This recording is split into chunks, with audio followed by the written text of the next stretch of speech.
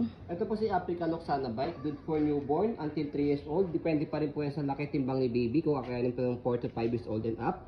Okay, so meron kasi mga baby na medyo pitit, hindi po masyadong kabigatan saka matangkad na mga 4 to 5 or 6 to 7 years old po. Okay, so full canopy, high seated, adjustable po yung leg rest. Okay, adjustable din po yung handle, and then reversible handle po siya. Okay, A-focus din po yung gulong, ibig sabihin both gulong po niya is nag-swivel or nag-rotate po siya kapag po i-reverse po natin itong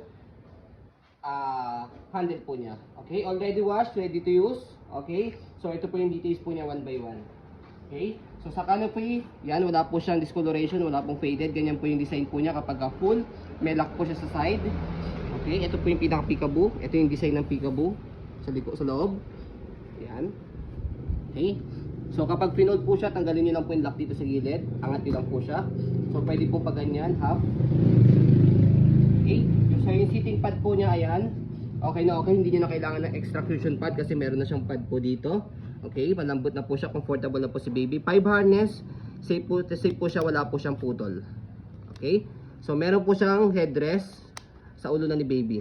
Okay? So kapag nakahiga po siya, sa likod siya ina-adjust. Mamaya papakita po namin. Ganyan po siya kapag nakahiga. Okay? So kapag nakaupo, adjust lang po natin sa likod. And then ito yung leg rest niya. Dito. Okay? Pwede nyo pong push po pabalik para po pag nakaupo po siya. Okay? So front handed, ayan, meron po siyang pad. Ayan. Okay, press nyo po itong kulay puti para pag ilalagay nyo si baby. Ayan. Okay, salpak lang pagka babalik. Okay, so regarding naman po sa ilalim, meron pa siyang pocket dito. Ayan. Okay, so footrest, okay na okay po siya. Pwede po sa maselan. So yung gulong, okay po siya, hindi po siya pudpod. Ayan. Easy to maneuver, nag-swivel.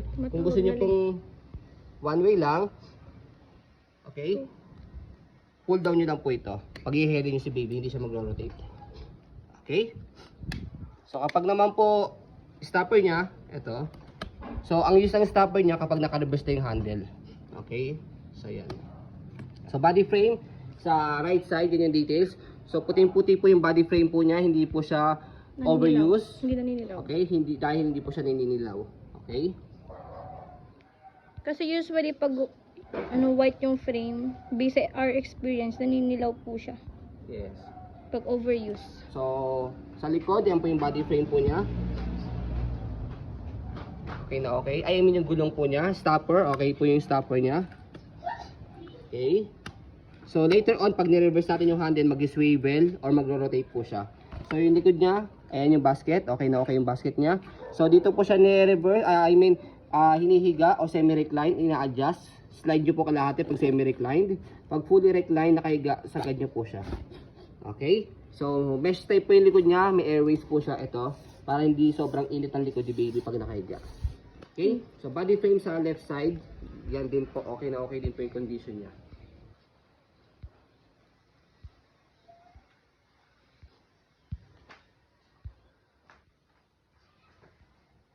Ayan. So, regarding naman po sa handle, okay na okay yung handle niya.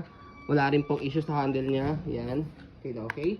So, adjustable po yung handle niya. Meron siyang button dito, left and right. So, press nyo lang po yan. Depende po sa adjustment po ninyo. Andiyan na daw. Okay. So, kapag ano po, ni-reverse siya, angat nyo lang po itong dalawa. Tapos, shoot nyo dito. Okay. Tingnan mo kung may rider doon. So, yan. Makikita po ninyo yung likod na gulong hindi siya nag-swivel. Yung harap nag-swivel. Para pagka ni-reverse po natin yung handle, magpapalit po yan. So, ito po yung mag-swivel, yung harap hindi. Okay? Ayan. Pinin dito.